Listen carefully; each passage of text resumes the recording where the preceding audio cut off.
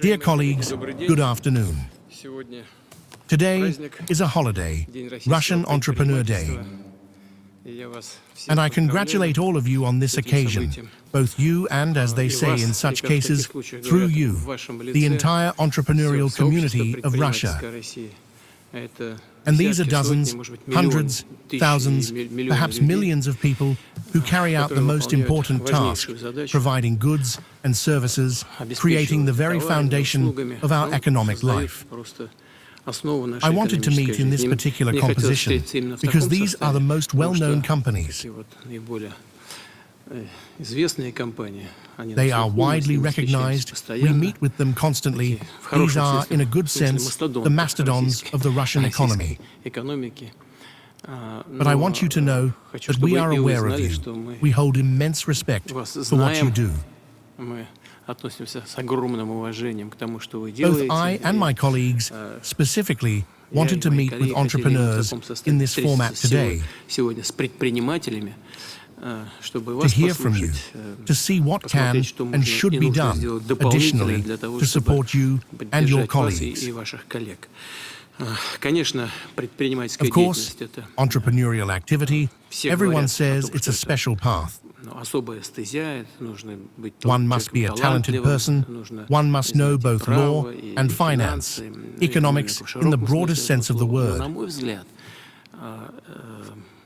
But in my opinion, the most successful entrepreneurs are those who possess a special talent, the ability to communicate with people. That, it seems to me, is the most important thing, the foundation of entrepreneurial success, both with partners and, well, with everyone in general. And, as I see it, people with this talent achieve the greatest success. Of course, this work requires specialized knowledge, that goes without saying. But uniting efforts around interesting ideas, that is the most important thing. This also applies, of course, to those sectors, those industries, and those services that are being created, so to speak, from scratch. Getting things moving is always perhaps the hardest part, unless, of course, there is special outside support. That, in my opinion, is the most difficult challenge, and it is precisely the entrepreneur's relentless daily labor that paves the way to success, the success of their business, their company, and ultimately, without any exaggeration, to the success of the entire country. We remember history and know the enormous role played by the merchant, trading, and entrepreneurial class in the development of the Russian North, Siberia, the Far East, the Urals, Novorossiya, and the Black Sea region, in the creation of the Russian fleet, railways, in supporting our culture, science, and education, and in carrying out the first domestic industrialization at the turn of the 19th and 20th centuries. That industrialization laid the foundation for the country's industrial and infrastructure development for decades to come. Many enterprises built back then later served the nation both during the Great Patriotic War and in the post-war years. And of course, I cannot fail to acknowledge the contribution that business, including the younger generation of entrepreneurs, has made to the development of Russia's economy in the 21st century. The revival of agriculture, the construction sector, entire industrial sectors, and modern services, as well as strengthening our sovereignty, including industrial, technological, and financial sovereignty. Without this sovereignty, no other sovereignty is possible, because everything rests on it. It is the foundation. The fact that Russia's economy is now the fourth largest in the world by purchasing power parity is, of course, your direct merit, the result of the collective work of enterprises and companies from all regions of the Russian Federation. I have already mentioned this figure and want to reiterate it. Over the past 2 years, under far from ideal and in fact very difficult conditions, Russia's economy has grown at an accelerated pace. As you know, the year before last, growth was 4.1%. and last year 4.3%, a good indicator. Moreover, this growth was not concentrated in individual sectors, nor was it localized. On the contrary, it covered the broadest range of areas: industry, agriculture, digital technologies, services, finance, and so on. It is obvious that such a result is not achieved by individual organizations, no matter how large, even the very large ones I just mentioned, but is only possible when hundreds, thousands, millions of people contribute to the common task.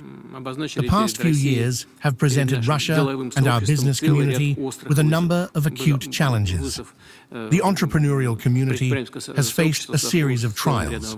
They were related to changes in logistics and supply chains, disruptions to previously established payment mechanisms, and international settlements.